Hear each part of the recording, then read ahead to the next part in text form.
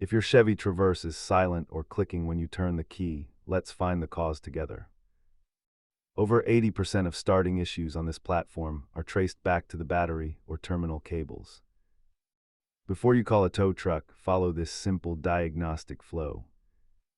Start by checking for loose battery terminals, dim dash lights, or trying a start in neutral. If the battery is good, focus your attention on the starter solenoid, main fuses, or the chassis ground strap.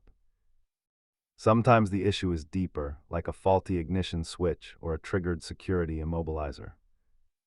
Clean your posts or swap the relay yourself, but leave heavy electrical work to the pros.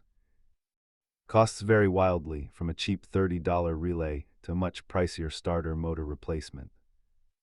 Grab a multimeter and an OBDI scanner to pinpoint the exact electrical failure point. Always disconnect the battery before working on the starter, and never trust a jack alone. Remember, the simplest explanation is usually the correct one. Start with the battery. Did you find the fix for your Traverse? Let me know below and subscribe for more repairs.